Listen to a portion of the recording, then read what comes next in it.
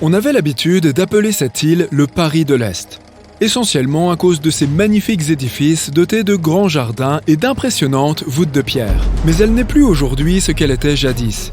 Son architecture est presque entièrement recouverte de racines d'arbres et de vignes. L'île de Ross est un petit territoire de l'océan Indien. Elle est située à l'est de la ville indienne de Port Blair. Bien qu'initialement conçue comme une prison, l'île de Ross a fini par devenir un lieu de villégiature luxueux pour l'élite locale. C'était un véritable paradis pour ses résidents les plus privilégiés. On y trouvait d'opulents bungalows, des vitraux importés d'Italie, de splendides jardins, des cours de tennis et même des piscines. Peu après la fermeture du complexe en 1937, un puissant tremblement de terre a frappé l'île. Il a causé énormément de dégâts et l'a rendue inhabitable. L'île est maintenant sous administration indienne et n'est plus qu'une attraction touristique pour ceux qui s'intéressent aux villes fantômes.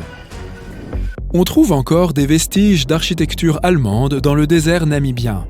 La ville de Kolmanskop, en Namibie, était un site extrêmement luxueux au début du XXe siècle, lorsque des Allemands sont venus s'y installer à la recherche de diamants. Cette ville ne manquait de rien. Il y avait une salle de bal, un hôpital et même un bowling. Mais elle fut vite abandonnée lorsqu'à la fin des années 1910, on a trouvé un lieu non loin encore plus riche en diamants. Alors, la plupart des gens ont déménagé, laissant tout derrière eux dans l'espoir de faire fortune. Depuis, Kolmanskop s'est lentement laissé recouvrir par les dunes de sable, mais les températures élevées ainsi que l'humidité réduite ont permis de préserver ces bâtiments. Cette ville fantôme est également accessible aux touristes. Si cela t'intéresse, tu peux organiser ta visite depuis la ville voisine de Lüderitz. Un château s'élève au-dessus de Cracow en Italie. Ce village fut construit au sommet d'une falaise de 400 mètres de haut. Ses fondateurs avaient choisi cet emplacement pour pouvoir se défendre des attaques étrangères. Mais le château, construit dans les années 1300, s'est rapidement détérioré en raison des nombreux glissements de terrain et tremblements de terre. Même si elle ne compte plus aucun habitant, cette ville médiévale s'anime souvent à l'occasion de festivités locales pendant les mois d'été. Les habitants de la région proposent des visites guidées et racontent des histoires incroyables sur cet endroit. L'un des points forts de la visite est une statue qui semble être sortie de nulle part et qui repose aujourd'hui dans un plan d'eau. Cachée dans les montagnes du Montana, la ville fantôme de Garnett est un vestige de la fameuse ruée vers l'or américaine. L'histoire de cette ville remonte aux années 1890, lorsqu'on trouvait encore beaucoup d'or dans la mine de Nancy Hanks. À sa grande époque, Garnett comptait près de 1000 habitants.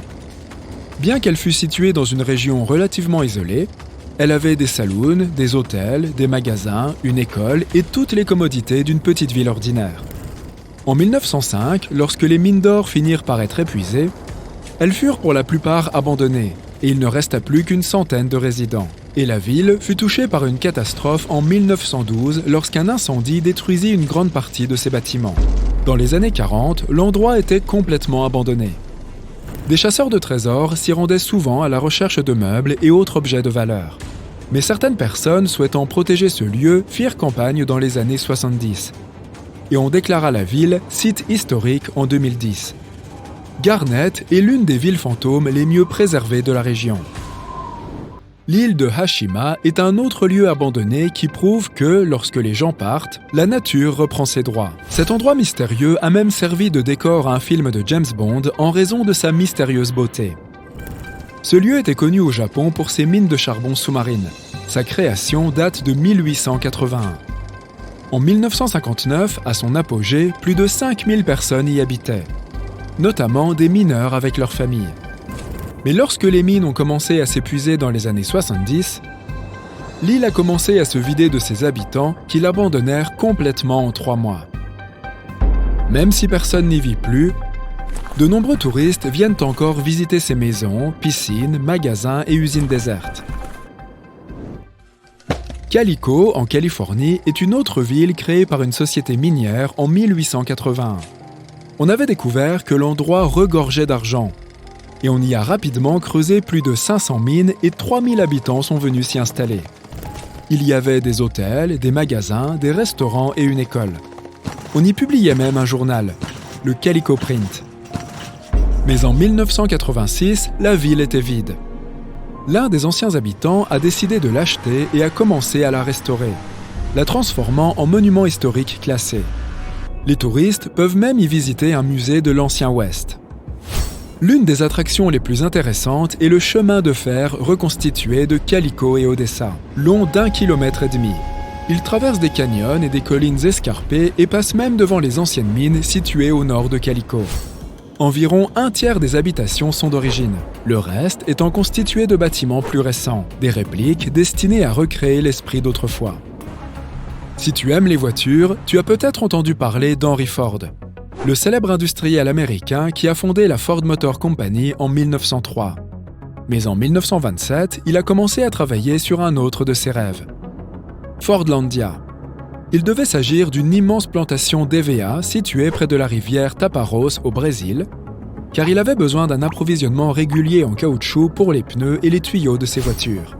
Il voulait créer une ville avec piscine, terrain de golf et bungalow. Il y aurait même des séances hebdomadaires de square dance pour les habitants. Ce projet ne fonctionna pas car les EVA furent rapidement affectés par des champignons foliaires. Henry Ford avait investi la somme astronomique de 20 millions de dollars. Mais la ville ne parvint pas à produire tout le caoutchouc dont il avait besoin. Il vendit sa création au Brésil en 1945 et la ville fut rapidement abandonnée.